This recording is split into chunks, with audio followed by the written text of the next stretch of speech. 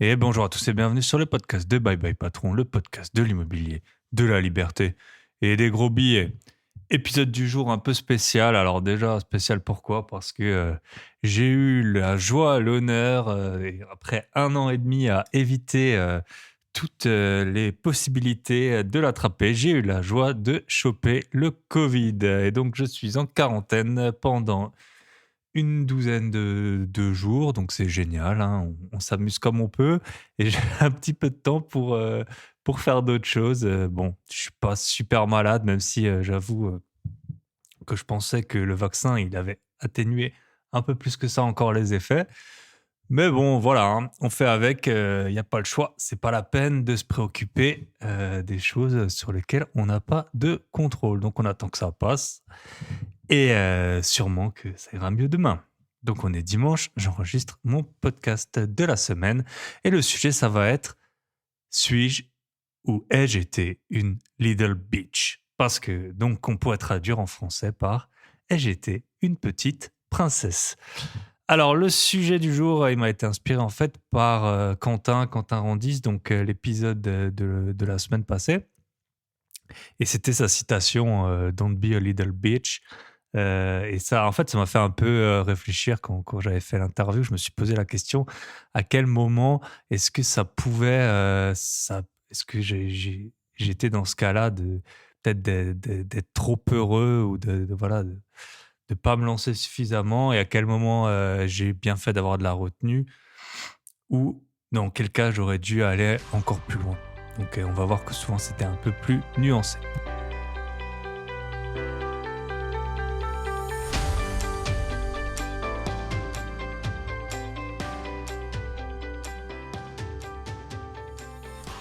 Alors bien entendu, dans cet épisode, on va parler de beaucoup de sujets d'investissement. C'est absolument pas des conseils en investissement et c'est à peu près les pires que je pourrais vous donner en ce moment.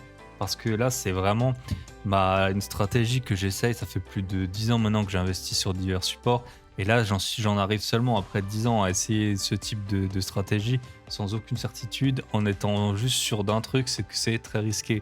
Donc ne me suivez pas, mais je vais vous expliquer quand même les investissements qui ont payé ou non par rapport à moi et c'est, justement dans ce principe en ce moment dans lequel je suis de tester plein de supports d'investissement qui sont très exotiques, souvent basés sur les cryptos que, que j'en suis également, arrivé à la conclusion que ce serait bien de faire un épisode sur le, «Am I a little bitch?» Donc, là, en ce moment, on peut pas vraiment dire que je le sois.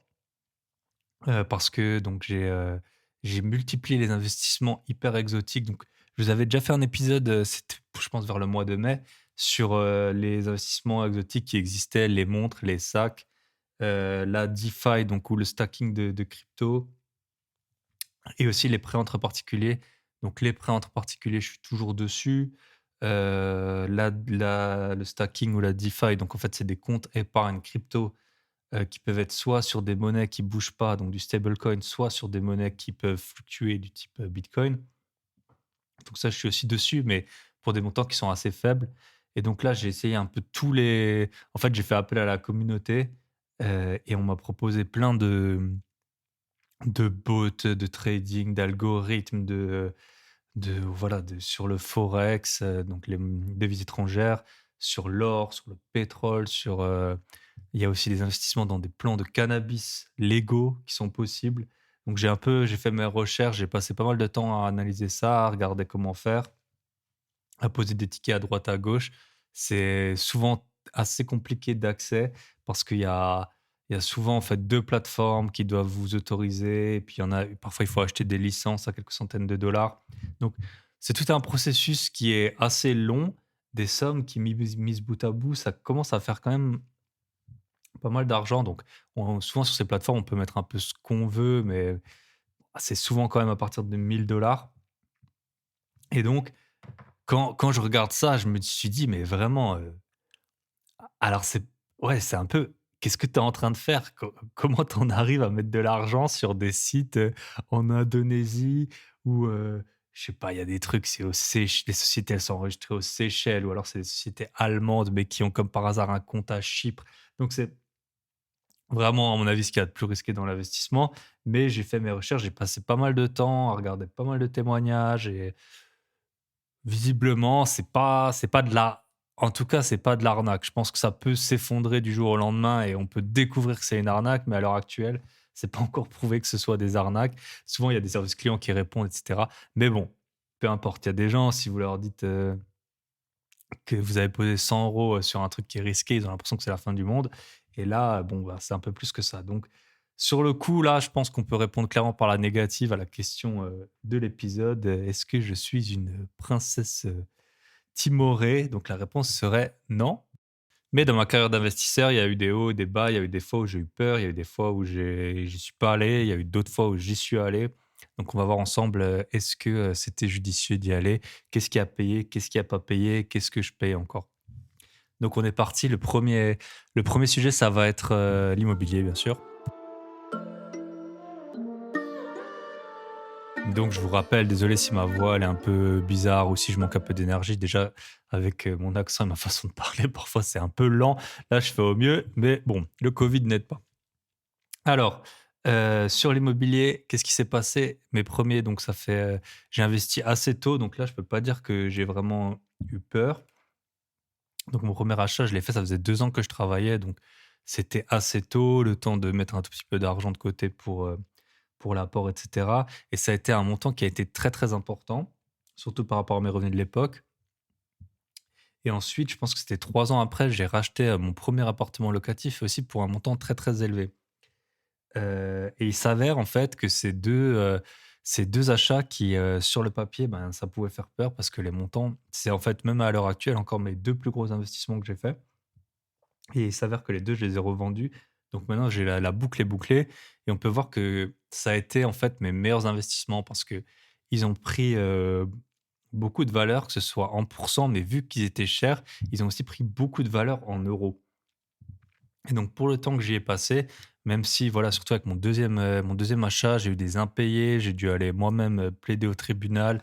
Ça a été bon, une petite histoire quoi, hein, mais on s'est amusé comme on a pu.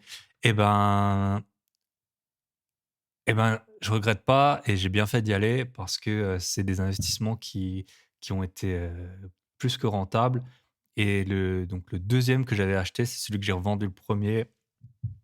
Voilà, dans l'ordre chronologique et c'est, un investissement qui, aujourd'hui m'a permis, grandement de me développer et la plus-value, en fait, que j'en ai dégagée, elle m'a permis de payer beaucoup d'apports, pour, mes achats ultérieurs. Donc sur ce coup-là, j'ai pas été peureux, j'y suis allé et ça m'a plutôt servi.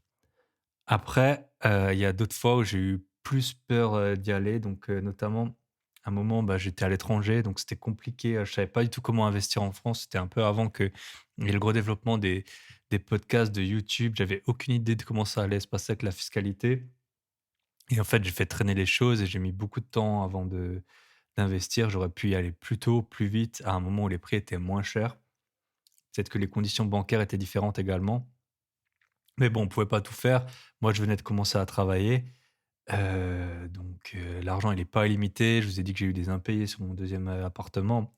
Ben, c'était un moment où voilà, le j'avais pas du cash à profusion et j'aurais pas pu faire face non plus à trop d'achats, je pense, trop même après meubler des appartements, des vides locatifs et tout, ça m'aurait vite mis un peu dans la galère.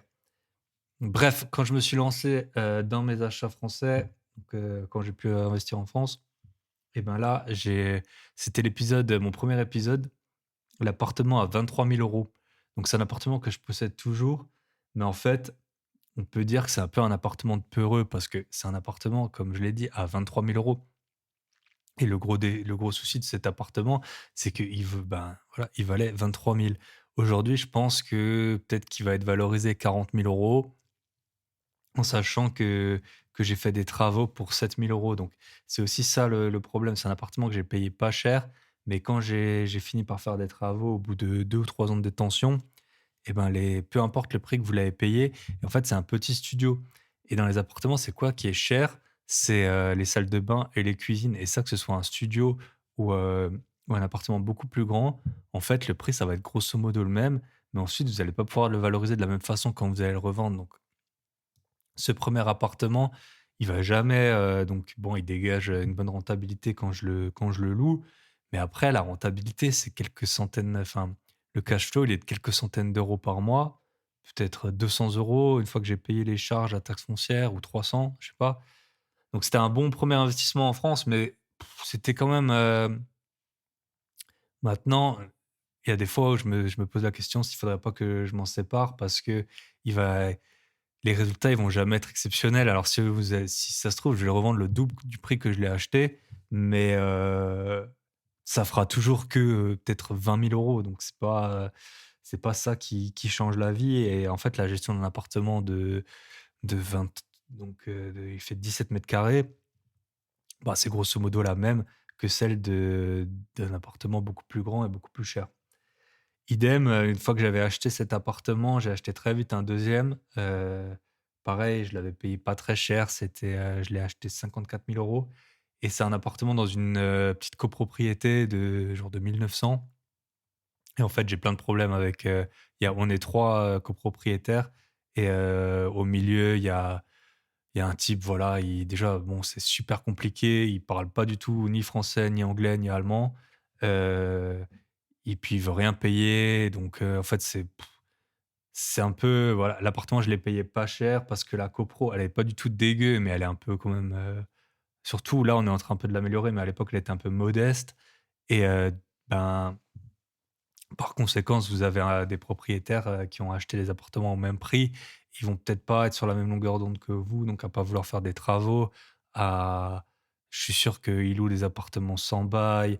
Dès il y avait un carreau, de la fenêtre qui était à changer, ça a été toute une galère. C'est les seuls âgés, en fait, où je dois aller. Heureusement, l'autre personne, je m'entends très bien avec elle, celle qui faisait le syndic et maintenant on a dû quand même prendre un syndic pro pour cet appartement parce que,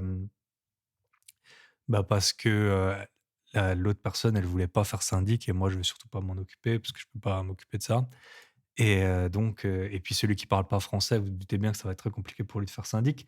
Donc c'est un appartement qui me prend aussi beaucoup de temps. Donc heureusement que j'ai des bonnes relations avec l'autre, copropriétaire. Mais c'est pareil, je pense que je l'ai acheté 54 000. Aujourd'hui, il doit valoir aux alentours de 75 000 €. Tous les mois, il me dégage, je sais pas, peut-être 100 € de cash flow sur l'année une fois qu'on a fait le décompte. Donc, d'un côté, j'ai pas été vraiment peureux, mais de l'autre, j'ai pris des projets qui étaient pas très chers. Donc, c'était le moment où je faisais mes premiers investissements, une fois que je pouvais en France. Donc, c'est des investissements qui étaient pas très chers et voilà, quand on compare maintenant le temps que ça a pris par rapport à la rentabilité que ça va dégager, je sais pas si c'était à refaire. Est-ce que je le referais vraiment? J'en suis pas certain. Mais bon, pour l'instant, je les garde. Il y a eu des frais de notaire de payer dessus qui sont souvent élevés, en comparaison des prix, quand c'est des tickets aussi faibles. Par exemple, je pense que c'est au moins du 10 hein, quand on a des achats comme ça de 50 et quelques mille euros. Parce que le notaire, il vous dit toujours: «Oui, il y a des taxes, pourtant les taxes, c'est peu». Mais ces frais de notaire, ils sont quand même élevés. Sur des achats comme ça, les frais de notaire, c'est peut-être quand même 2/5 et pas loin, presque ça s'approche de la moitié des frais totaux que vous allez payer. Alors c'est pareil pour le notaire, à mon avis, c'est le même travail, hein, de faire un acte pour un appartement à 200 000 € ou pour un appartement à 50 000 €. Mais voilà, il y a des frais de notaire qui sont fixes. Enfin, il y a une partie qui est fixe, je pense, parce que ça représente, un montant qui est pas, variable par rapport à enfin, il varie moins que, ce qu'on pourrait entendre, laisser croire, quoi. Donc je les garde, ils tournent, ils me rapportent un peu tous les mois, mais ça a été un peu, voilà, peut-être l'approche prudente, 1 investissements, comment est-ce que je faisais? Donc si c'était à refaire, je sais pas et depuis, en fait, j'ai pris des appartements souvent plus chers, là, ceux que j'achète, parce que, pour justement, si l'immobilier il prend 10 par an, admettons, bah, c'est mieux que ça ait pris 10 sur 100 ou 150 000 € que sur 50 000, tout simplement. Et parce que la gestion, grosso modo, c'est la même. Si vous avez un appartement qui est plus grand, le, le chauffe-eau, il a tout autant de chances de casser, que dans un studio et ce sera tout autant de galères, et cetera, et cetera. Donc posez-vous la question, je pense, quand vous achetez, des possibilités. Donc si vous êtes débutant, c'est bien d'acheter un appartement qui est pas cher. Dans tous les cas, c'est bien d'acheter un appartement pas cher, mais il faut aussi voir un peu la prise de valeur potentielle du bien et les limites, qu'il peut y avoir, quoi. Donc de ce point de vue-là, je dirais les choses que j'ai bien faites a posteriori, c'est avoir acheté 2 appartements très chers au départ qui m'ont permis de bien me lancer une fois que je les ai revendus. Les choses que j'ai moins bien fait, c'est que j'ai mis du temps, même quand j'étais en dehors de France, j'aurais pu en fait acheter et j'ai ces appartements pas chers, que voilà, qui font l'affaire, mais qui sont pas incroyables non plus et qui me prennent beaucoup de temps par rapport à la valeur qu'ils sont susceptibles de me rapporter.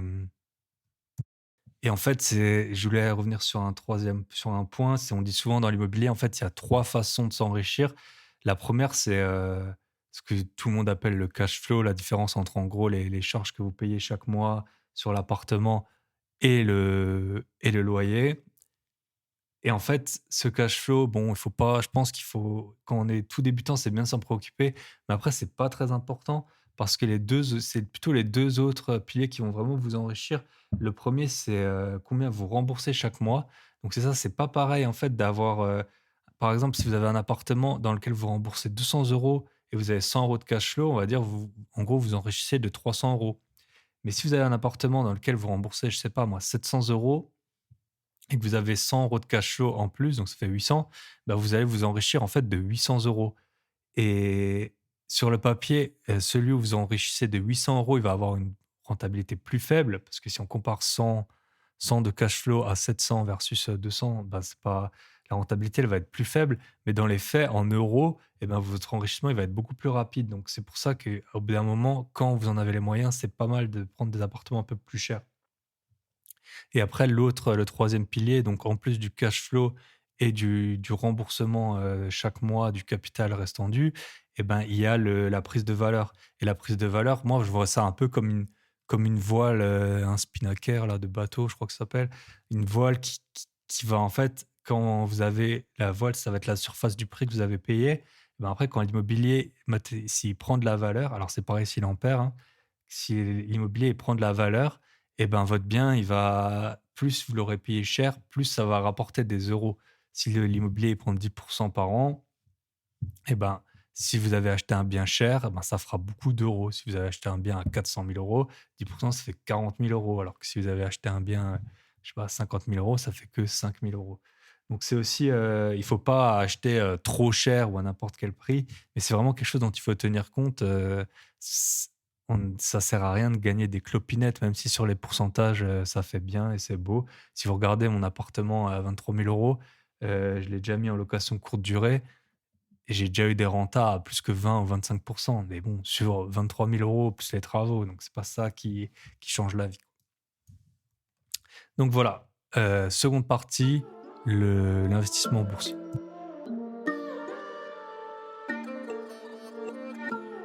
Donc contrairement à l'immobilier, la bourse, c'est vraiment pas idiot de s'y reprendre à 2 fois, de bien réfléchir à ce qu'on fait et d'avoir un money management qui est hyper, qui est, comment on va dire? Hyper, qui est prévu à l'avance et il faut qu'il soit complètement discipliné. On l'a vu avec Jean Aimé, lui, il a des règles et quand il faut couper, on coupe et on se pose pas la question.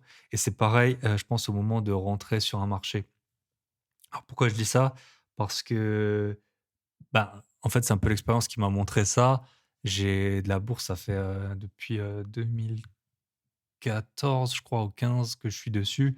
J'ai eu pas mal, donc j'ai eu bien sûr, la crise du covid, qui est passée par là. Mais même avant, on a eu quand même pas mal de bons petits trous d'air, notamment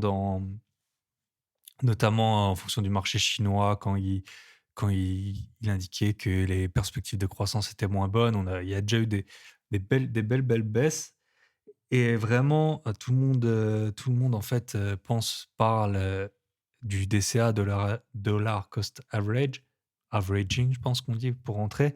Donc, rentrer tous les mois avec un montant fixe et c'est vraiment, à mon avis, la bonne solution parce que moi, j'ai déjà eu par exemple, je vais vous donner un exemple, je vais vous donner un exemple.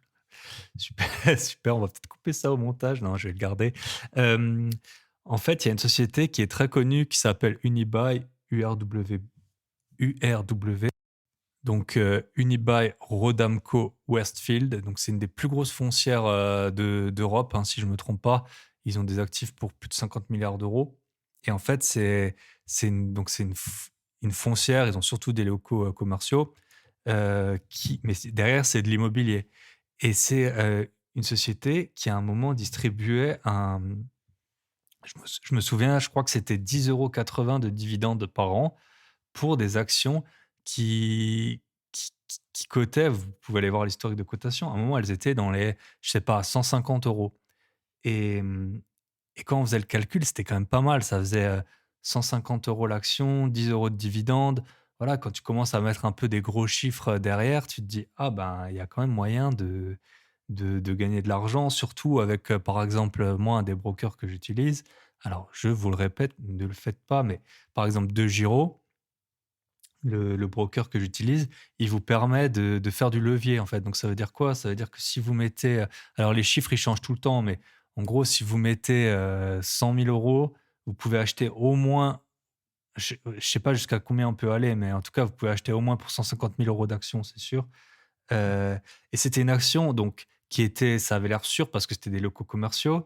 En plus, ils avaient un rating, je sais plus, de Moody's, S&P ou de Fitch, c'était hyper bien noté, peut-être du AA ou du A, je sais plus. Donc c'était vraiment une société qui avait l'air super solide.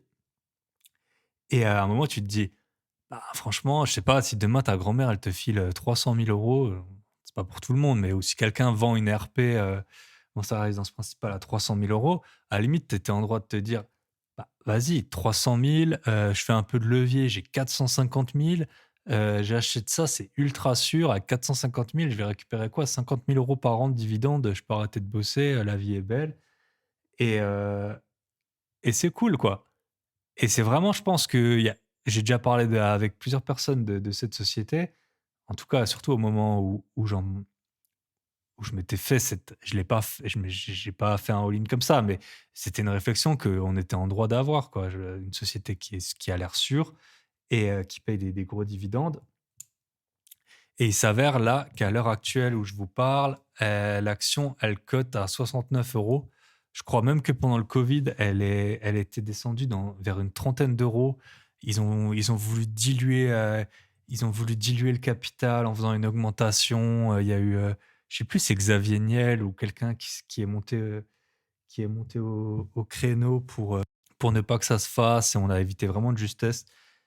Et donc, la prudence est vraiment de mise, même sur le papier, ça semblait être une des sociétés les plus solides, du marché, hein. Je veux dire, l'immobilier, il est tangible, enfin, c'était tangible. C'est pas comme une société tech où vous savez pas ce qu'elle vaut vraiment, où tout est immatériel. Elle avait un rating hyper bon, elle avait un historique de dividendes hyper bon, et c'est une société, je pense que même, je vais regarder, c'est une société, en 2017, l'action, elle cotait 230 € et maintenant elle est à 69 €. Donc la prudence en bourse, elle est vraiment de mise. Autant dans l'immobilier, on peut pas s'enflammer, enfin, on peut faire des mauvais choix, on peut faire des mauvais achats, mais le processus, il est tellement long d'achat, de visite, de trouver les biens que ça va naturellement vous freiner, et puis vous allez pas faire n'importe quoi comme à poser l'héritage de la grand-mère avec du levier. Mais en bourse, ça nous chatouille, on peut être, voilà, moi je suis là confiné, 12 jours, on a vite fait de passer l'après-midi à commencer à regarder un peu dans tous les sens, toutes les actions qui existent, faire des calculs, super, mathématiques. On a l'impression super avancés, qu'on est les premiers à avoir découvert alors que pas du tout, et à mettre des montants trop importants alors que la bourse, elle est trop incertaine. Donc pour la bourse, j'ai fait des erreurs, hein, comme tout le monde, hein.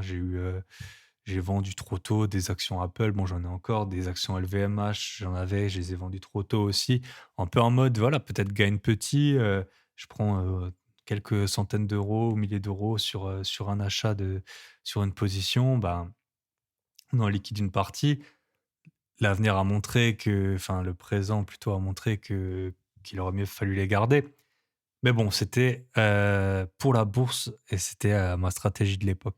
Donc pour la bourse, je pense que c'est toujours un bon plan de avoir une stratégie et s'y tenir quoi qu'il arrive, et la stratégie la plus basique que vous pouvez avoir, même si ce n'est pas un conseil d'investissement, c'est de rentrer de manière diversifiée, que ce soit sur les marchés, sur les actions et dans le temps. Surtout, on ne sait jamais ce qui peut arriver.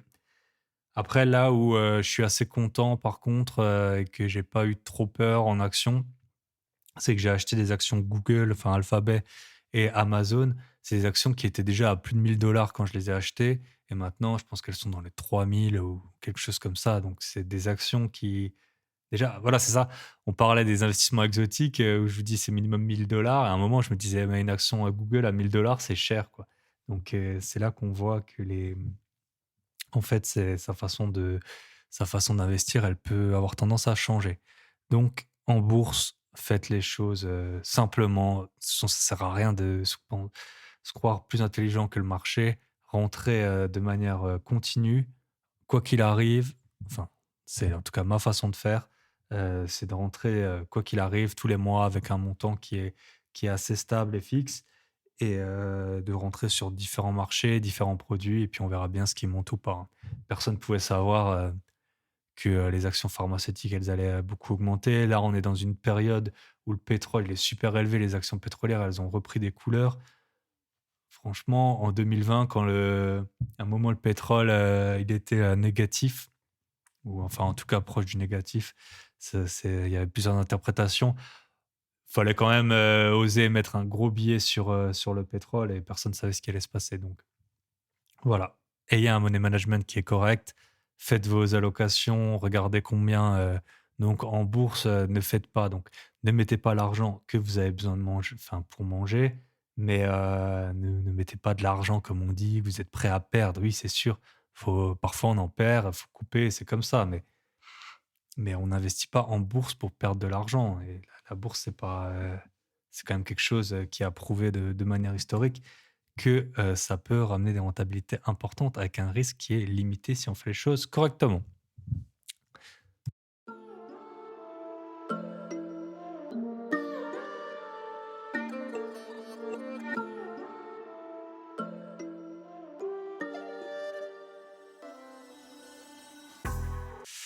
Alors on enchaîne avec, la crypto.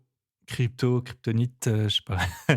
La crypto, alors moi j'étais rentré en crypto en 2017, grâce à mon ami, notamment Sam que je vous avais, que j'avais interviewé, il y a quelques mois et là, c'était vraiment personne, en parlait à l'époque encore. Enfin, c'était vraiment les tout débuts et j'avais mis 5 000 €, je m'en souviens et ça me paraissait complètement, là, j'avais l'impression d'y être allé vraiment, quoi. J'avais pas fait semblant. Quelques mois après, j'avais des amis, ils étaient là, ils étaient rentrés avec 200 € sur le bitcoin. Moi, j'avais mis 5 000 €, j'étais très fier de moi et en fait, ces 5 000 €, ils étaient vite, au bout de quelques mois, devenus 30 000 €. Donc j'étais très content avec ça et il s'est avéré que début 2018, les marchés, ils ont crashé et puis ça a baissé et parce que bien sûr, c'était pas de 5 000 à 30 000, genre 5 000, 6 000, 7 000, 8 000. Non, c'était 5 000, 7 000, 6 000, 4 000, puis ça remontait à 10 000, puis ça rebaissait à 8 000, puis ça donc quand il y a eu les premières baisses, je me suis pas inquiété parce qu'en fait, on était super à l'aise avec ça. Ça arrivait tout le temps les baisses donc et puis en fait, ça a baissé, puis c'est plus jamais remonté, pendant toute l'année 2018 et fin 2018, j'avais liquidé, toutes mes positions, pour plusieurs raisons. La première, c'était que j'étais en train d'acheter beaucoup d'immobilier, donc il me restait 9 000 €. Donc j'estimais que c'était, mieux 9 000 €, que c'était mieux investi sur les marchés, sur l'immobilier et puis, bah, avec 9 000 €, vous payez l'apport, en fait, d'un appartement que vous allez louer, 500 € par mois. Donc si on met ça de cette manière, on se rend bien compte que ça fait quand même déjà une rentabilité pas mal sur l'argent qu'on a vraiment décaissé et puis aussi, j'avais à l'époque super peur d'oublier tous les exchanges, donc les places de marché sur lesquelles j'étais, tous les, tous les, comment on dit? Les doubles authentifications, tout ça. Il y a des systèmes, comment on transfère les adresses. Pour ceux qui sont dans les cryptos, vous savez très bien que il y a les adresses et les réseaux.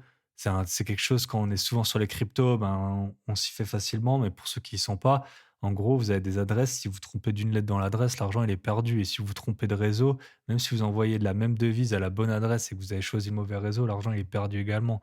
Donc c'est quelque chose auquel il faut faire très attention et au bout d'un moment, ça vu que je faisais plus de crypto, vu que le marché il faisait plus grand chose, je me suis dit: «Ouais, je vais tout oublier, vas-y, je vais tout liquider» et j'ai retrouvé, c'est marrant, j'ai regardé cette semaine et donc j'ai retrouvé une vente que j'ai faite le 4 novembre 2018. J'ai vendu, 12,99 Ethereum pour en tout, donc les 12 en tout, pour 2 245 € et à l'heure où je vous parle, un Ethereum, ça vaut 3 900 €.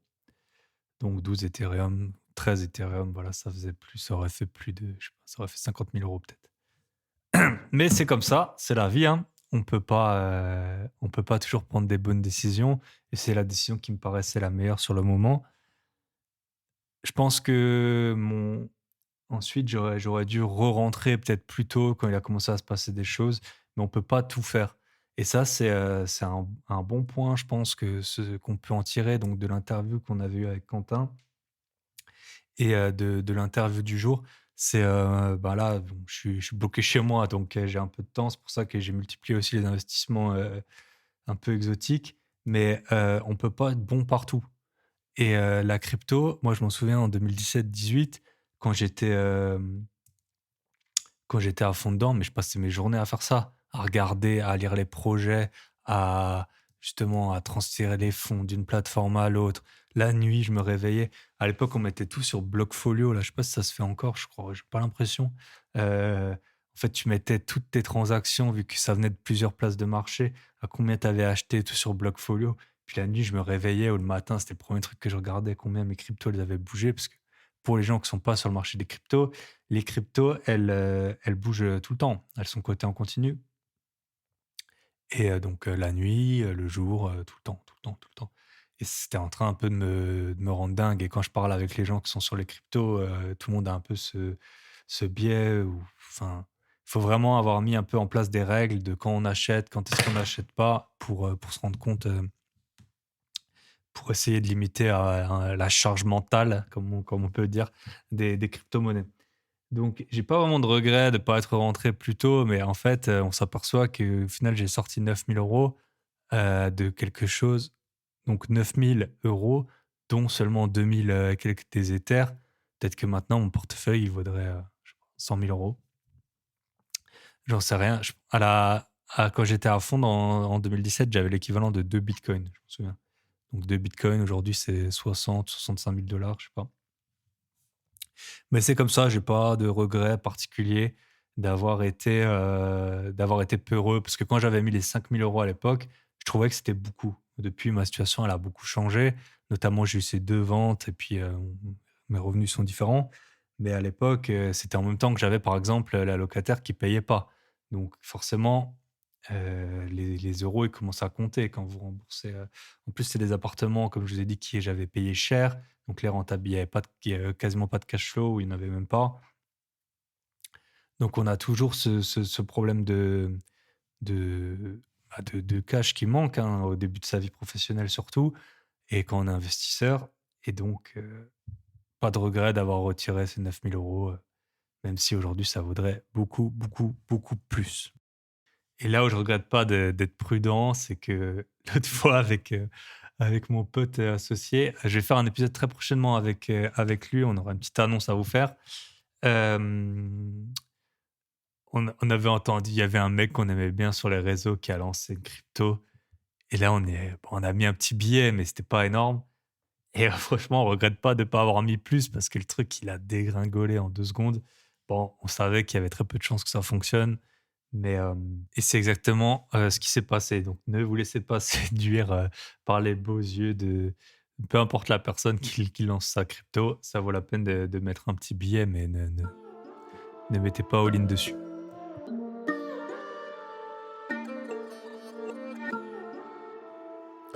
Donc en fait, je me suis posé la question de comment mettre le curseur au bon endroit pour éviter d'avoir un comportement peut-être trop heureux et d'où est-ce que ça venait qu'on ait, pas forcément toujours qu'on puisse avoir des biais qui vont nous pousser à prendre les mauvaises décisions. Alors en fait, je pense que le principal biais que tout le monde a, et ça a été prouvé que même les singes, ils ont ça, c'est en fait, que le potentiel de gain ne nous, ne nous rend heureux de façon, enfin, ça nous rend heureux de façon beaucoup plus limitée que la perte potentielle. C'est-à-dire si vous allez parler avec quelqu'un de que vous avez perdu quelques centaines d'euros, quelque chose qui arrive en fait souvent, hein, enfin ça peut arriver. Et ben, ça peut être par exemple, j'ai une bêtise, vous êtes parti en vacances, vous avez un problème avec la voiture de location, bah, voilà, boum. Vous racontez l'histoire, à tout le monde que vous avez dû payer 500 € de franchise pour la voiture de location. Tout le monde va vous dire, «Ah 500 €, mais tu es trop dégoûté et tout». Bah, ça arrive, ça arrive. Et c'est pareil avec les actions, c'est pareil avec les cryptos. Quand on perd de l'argent, vraiment, ça nous rend dingue. Et pourquoi? Bah, c'est ancré en fait, je pense dans alors là, visiblement, le cerveau reptilien n'existe pas, ce serait une fausse croyance ou je sais pas. Mais en tout cas, c'est ancré au plus profond de l'être humain et je pense de pas mal de mammifères que pour beaucoup de gens, perdre, c'est mourir en fait. Pendant, toute la durée de l'évolution, bah, perdre, ça voulait dire mourir. Ça voulait dire que si tu voyais, je sais pas, une banane qui traînait à un endroit un peu dangereux, bah, si tu la chopais, tu avais juste mangé pour un jour, mais si tu la chopais pas, bah, tu étais mort. Donc enfin, si tu la chopais et que ça se passait mal, tu étais mort. Donc c'est pour ça que les gens, ils ont une très, très grosse aversion. Ils ont peur, voilà, des marchés, ils ont peur de l'incertain, ils mettent tout leur argent dans les livrets A, dans les assurances vie, des trucs qui ont l'air super sûrs parce que même quelques centaines d'euros de pertes, ça va pouvoir les rendre dingues. Alors que j'ai déjà parlé à des gens qui ont fait des centaines de milliers d'euros de gains, sur de l'immobilier ou sur des cryptos et ça se voit qu'en fait, ça les fait pas plus enfin, ça leur a pas apporté tant de plaisir que ça, donc c'est la peur, elle vient déjà de ça, du biais qui est complètement, ancré en nous de éviter à tout prix la perte. Et c'est marrant par contre parce que dans tout ce qui est casino et tout, j'ai l'impression que c'est plus, vu que les gens ils savent qu'ils vont perdre, ça les embête moins, quoi. Perdre 500 € au casino, j'ai l'impression que c'est moins grave que perdre 500 €, voilà, sur, une caution de voiture ou c'est pareil si vous avez loué un appartement, qu'on vous rend pas votre caution, je sais pas, ça va vous rendre dingue. Alors que c'est quelques centaines d'euros, bon, bah, ça arrive. Et donc c'est la 1re, «croyance» entre guillemets qu'il faut dépasser, mais sans après pécher par excès de confiance, mais c'est vraiment de se dire que gagner 100 €, c'est aussi bien que enfin, c'est comme enfin, perdre 100 €, ça doit être aussi grave que gagner 100 € peut vous rendre heureux. Et «heureux» entre guillemets, bien sûr, c'est de l'argent, mais essayer d'avoir un peu cet équilibre entre les 2, et c'est ça qui vous permettra de vous lancer. C'est ça qui a fait que maintenant là, j'ai posé, un peu de l'argent sur des placements exotiques parce que, le potentiel de gain, alors c'est sûr que si je perds l'argent, ça va m'embêter, mais en fait, je l'ai mis maintenant déjà sur tellement de plateformes et si ça fonctionne et ben, c'est quand même, ça va être vraiment quelque chose de bien et puis j'aurais vraiment découvert, des nouvelles façons d'investir. Donc, j'ai essayé justement de vraiment peser le pour et le contre. Bon, si je perds, ça va m'embêter, je serai pas content, mais ce sera pas la fin du monde aussi parce que j'ai mis sur plusieurs plateformes et que j'ai pas mis un montant très important.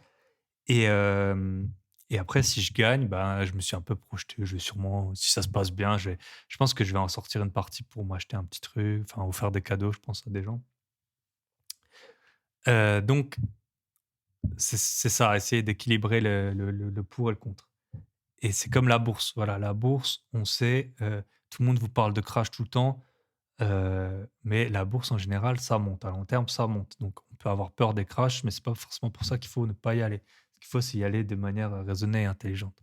C'est pareil pour les appartements, vous pouvez avoir des impayés, vous pouvez avoir des dégradations, mais il y a plein de gens qui sont enrichis en étant investisseurs immobiliers et les gens qui ont fait les choses correctement, qui n'ont pas pris des projets trop gros, qui n'ont pas acheté n'importe quoi, en général, ils sortent avec plus d'argent que qu'ils en ont dépensé. Donc essayez vraiment d'avoir une approche qui est, on va dire, rationnelle et de vous dire que si vous perdez, ben, vous perdez que de «l'argent» entre guillemets, donc c'est pas si grave et par contre, si vous gagnez, ben, c'est quand même bien, vous allez gagner grâce à vos investissements. En plus, nous, on parle, bon là, on avait parlé d'entrepreneuriat avec Quentin. Par exemple, Quentin, lui, il avait, dépensé, à un moment 100 000 € au salon du fitness et après ils étaient très proches de la faillite. Bah, là, ça faisait 1 an en fait, qu'il mettait au point la recette. Il habitait, chez sa maman, il dormait sur son canapé. Voilà, là, si tu perds 100 000 €, en plus c'était des proches qui lui avaient prêté, c'est quand même beaucoup plus compliqué, tu entre guillemets «perdu 1 an», même si tu en retires probablement quelque chose, mais tu as passé 1 an là-dessus, tu as aucun résultat et en plus, bon, bah, voilà, tu as pris de l'argent à des proches. C'est pas du tout la même situation que perdre 1 000 ou 5 000 € en bourse, quoi, hein, donc voilà, peser le pour et le contre, regarder, ce qui peut mal se passer, quel serait l'impact si ça se passait mal et essayer de regarder aussi ce qui peut bien se passer.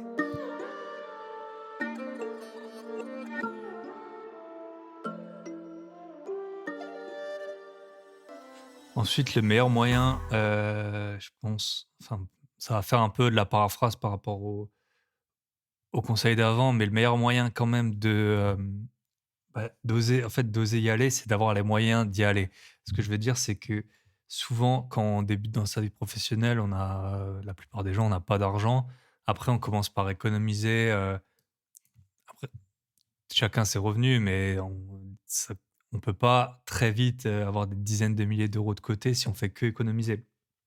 Et donc, chaque investissement, bah, ça va faire super peur parce que ça va représenter, des mois de, entre guillemets, «privation», même si l'idéal, c'est d'avoir quand même un niveau de vie qui est inférieur à vos revenus et comme ça, et ben, vous n'aurez pas le sentiment non plus de vous être privé, mais c'est vraiment, quand au début, on a vite tendance à dire: «Ah ben je mets, 1 an à économiser ça, et puis je vais le placer là et si je le perds et tout, qu'est-ce qui se passe?»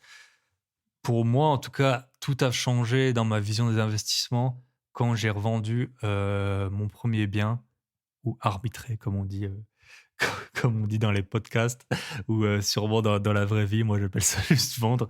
Hem, Parce que là, d'un coup, vous allez avoir des montants importants de cash qui vont rentrer, à savoir, ben, la plus-value plus, ce que vous avez déjà remboursé.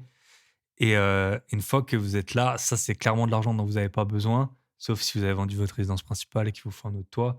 Mais sinon, bah, en fait, c'est là où vous allez pouvoir commencer à prendre des «risques» entre guillemets parce que c'est de l'argent dont vous avez pas besoin. Si vous le placez intelligemment, il va faire des petits rapidement. Donc si, si j'avais une stratégie, voilà, si moi pour moi c'était à refaire, ce serait et d'ailleurs je suis en train de pour une des avec mon associé, on est en train de réfléchir à un projet un peu dans le genre, c'est si vous êtes, même si vous avez des projets rentables, je veux dire, par exemple, si vous avez 5 biens qui tournent et chaque bien, il vous rapporte 200 € de cash flow par mois. Bah, 200 € de cash flow par mois, ça fait 1 000 € par mois. Ça va pas vous changer la vie, hein. Vous allez pas non plus, faire des investissements de fou avec ça, hein. Même en bourse, on dit qu'on sort du 8 par an. Donc ça veut dire que si vous sortez 1 000 € par mois, au bout de 8 ans, peut-être vous allez avoir les 100 000 € et là, vous allez avoir 8 000 € seulement qui vont tomber en plus de plus-value potentielle. C'est quand même lent. Alors qu'en fait, dans le même temps, vous aurez remboursé, peut-être 100 000 de plus et le bien, il aura pris encore 100 000. Donc il y a un moment, c'est quand même il faut vraiment se poser la question de vendre, des biens rentables, enfin, des biens que vous avez achetés, mais même s'ils sont rentables sur le papier, même s'ils vous coûtent rien, qu'ils vous rapportent un peu chaque mois, peut-être qu'en les vendant, vous allez encaisser, 10 ans ou 20 ans de cash flow. Donc ça peut être soit, que vous avez déjà bien remboursé, soit le bien il est rentable, vous allez pouvoir le vendre, en fait, avec une rentabilité plus faible pour vous. Peut-être ça va être 10 de votre prix d'achat, mais peut-être que quelqu'un il sera prêt à l'acheter à 6 seulement et donc je donne un exemple, si vous l'avez acheté 60 000, vous le louez 6 000 par an, donc 500 par mois. Pour vous, c'est 10 mais il y a peut-être quelqu'un qui veut pas enfin, pour qui 6 de renta, ça va et donc en fait, vous allez pouvoir lui vendre 100 000 et donc vous allez toucher 40 000 d'un coup, l'écart entre ce que vous avez payé 60 et le prix de vente 100 et après avec ces 40 000, bah, là, vous allez pouvoir commencer à poser des billets un peu partout. C'est pour ça, moi, j'avais aussi, à un moment, j'avais investi dans des startups mais les startups, ben, vous mettez un billet, vous savez déjà pas si vous allez le revoir, vous savez pas combien et vous savez surtout pas quand. Et c'était à une période où j'avais pas, justement encore, vendu vraiment des biens et en fait, j'ai arrêté parce que, Bah, parce que au bout d'un moment, il peut se passer 3 4 ans pendant lesquels vous allez investir peut-être dans 15 startups et vous aurez toujours rien touché en face. Donc, c'est bien pour les gens qui ont de l'argent. C'est comme ça que les gens qui sont riches, ils deviennent super riches, je pense. Mais tant que vous n'avez pas comment on peut dire, c'est un peu du poids, quoi. C'est vraiment une force de frappe. Euh, eh ben, il arrive un moment, je pense, où c'est intéressant de se poser la question sur les biens qui ont pris le plus de valeur, d'éventuellement en revendre un.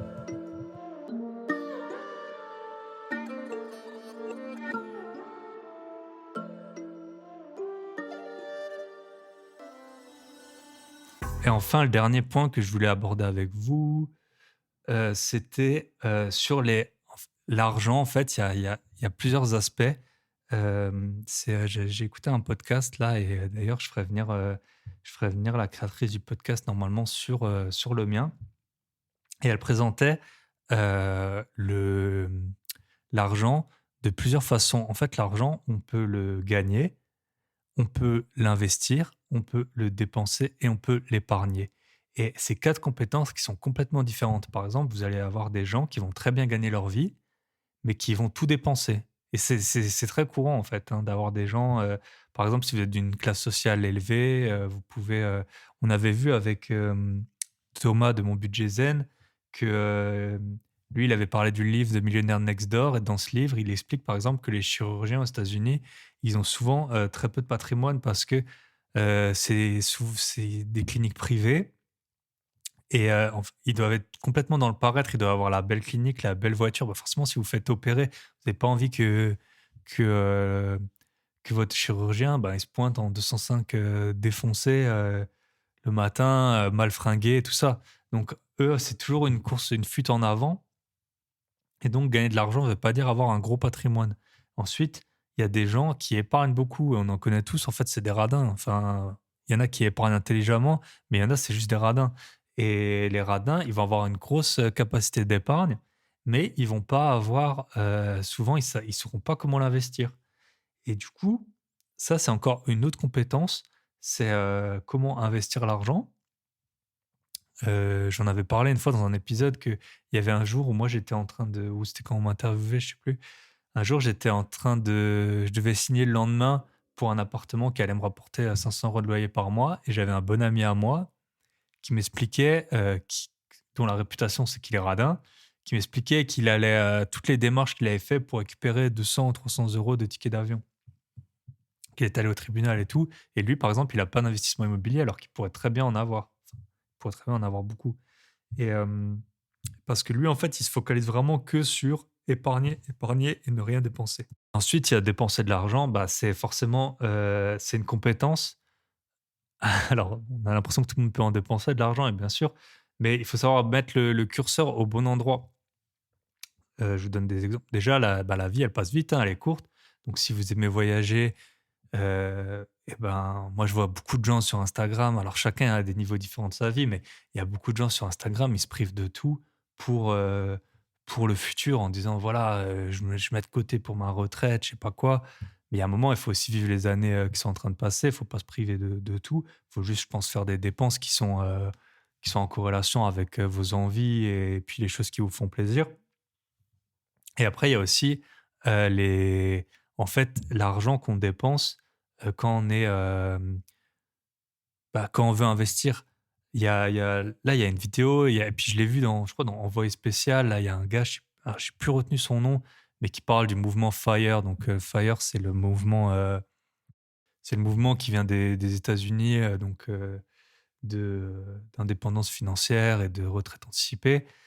Et bon, chacun sa vision des choses, mais moi, quand on l'écoute là, le personnage, pendant 10 ans, le mec, il a rien fait et je crois qu'il avait même pas de copine, donc il s'est séparé à cause de ça et il allait jamais au resto, il allait pas en voyage, il allait habiter en colocation, enfin, il a vraiment tout sacrifié. Alors maintenant, il est très content, tant mieux pour lui, mais peut-être que, lui, il avait mis le curseur, trop bas au niveau des dépenses et surtout, quand on pense aussi, j une dépense en fait, qui fait très plaisir, c'est généralement quand on offre quelque chose à quelqu'un et si tu commences à couper ça, ta vie elle est compliquée.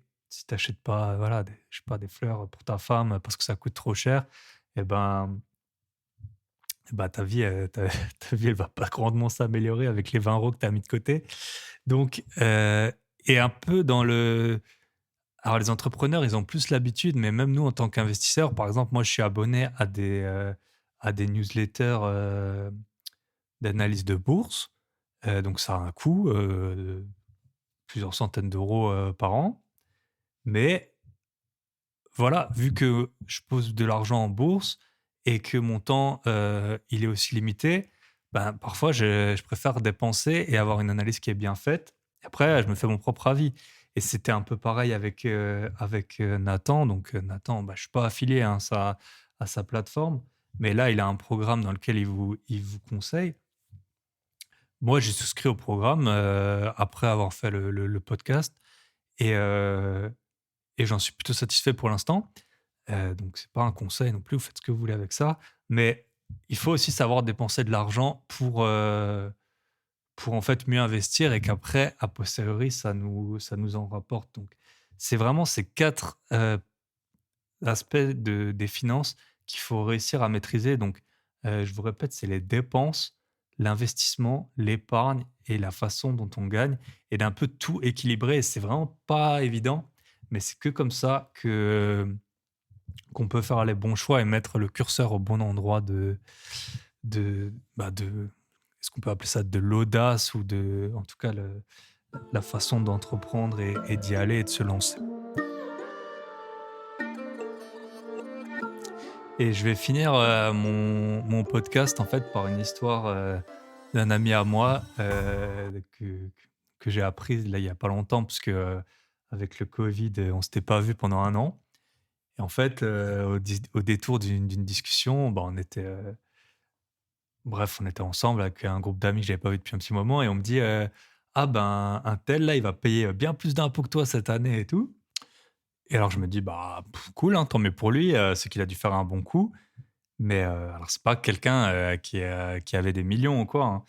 Et je dis: «Bah, qu'est-ce qui s'est passé?» Et il me dit: «Novacite». Et je dis: «Bah, quoi Novacite?» Je connaissais, je savais que c'était une société, cotée, j'avais tout petit peu d'actions d'eux. Et il me dit: «Bah, en fait, j'ai posé, 8 000 € quand parce que j'investis sur les biotech et ils avaient un traitement, contre la mucoviscidose, je crois. Et Et en fait, il s'avère donc avec 8 000 €, je crois, qu'il m'a dit qu'il avait 50 000 actions. Les actions, elles étaient à moins de 1 € et bah, largement moins d'ailleurs. Et en fait, il s'avère que cette société, elle a récupéré tout, elle était en charge des tests Covid en Angleterre et l'action, elle est montée, jusqu'à 12 ou 14 €.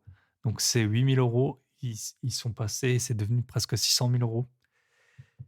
Et donc j'ai un peu réfléchi. Donc il a réussi à vendre plutôt à un bon moment, je crois qu'il m'a dit il a vendu à 11, 12 et 14 €.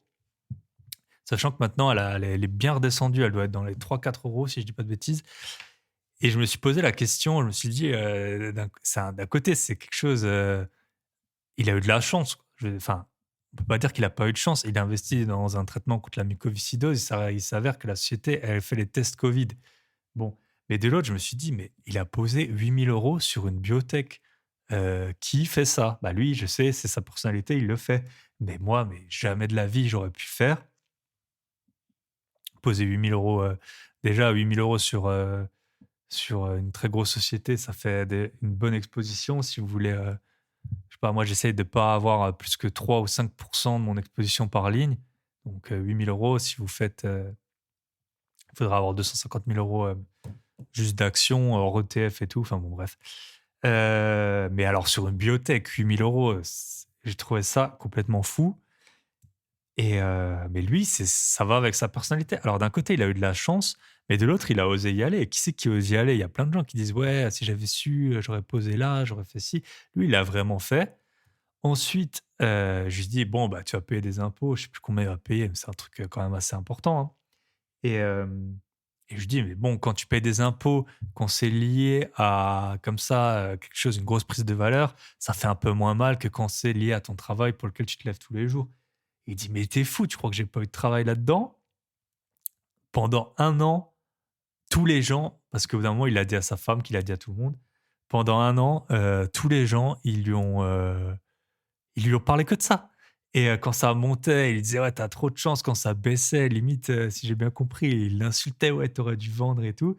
Et lui, il a tenu et il a trop bien géré, en fait, hein. Il a trop, trop bien géré, que ce soit à l'entrée enfin, et surtout la sortie. Bon, c'est l'histoire d'aujourd'hui qui nous raconte ça. Ça se trouve, l'action, elle aurait pu monter à, je sais pas, à 2 €, il y en aurait eu pour 100 000 € et puis, elle serait redescendue et il y aurait jamais eu vendu, quoi. Mais lui, il a fait, ben, un super bon coup. Et parce qu'il a osé y aller, quoi. Il a osé y aller, c'est peut-être une chance qu'il aura qu'une fois dans sa vie et tous les gens n'auront pas ça, mais là, quand vous avez 50 000 actions, que vous avez payé 8 000 € et que l'action elle vaut 14 €, ça fait 700 000 €, hein. 700 000 €, je pense que ça change une vie pour tout le monde. Ben, en tout cas, bravo à lui et c'est pas la première fois que j'entends une histoire comme ça. J'ai entendu une autre histoire, d'un pote à mon associé qui a mis 5 000 € sur une crypto. Pareil, c'était un artisan, et puis la crypto, elle s'est envolée. Bon, voilà. Moi, je trouve que c'est beaucoup d'argent, heu, 8 000 ou 5 000 sur un truc super spéculatif.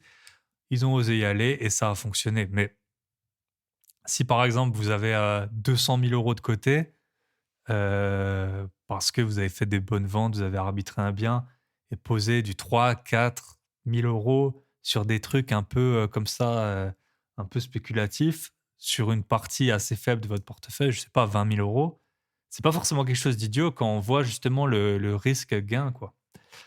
Donc, c'était les bonnes histoires pour terminer cet épisode. J'espère qu'il vous aura plu. Je l'ai fait dans des conditions un peu compliquées. J'ai quand même une assez petite forme.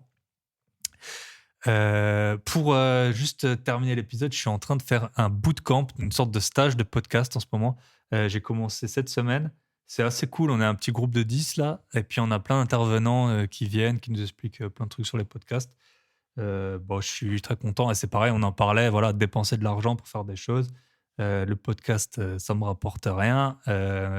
Ça me coûte plus parce qu'en fait, j'investis, j'essaye tous les trucs des gens que j'interviewe là. Donc Nathan, j'ai pris son truc. Quentin, je lui ai acheté sa protéine là pour la goûter. Et mais le petit bootcamp de podcast, ça coûte aussi de l'argent.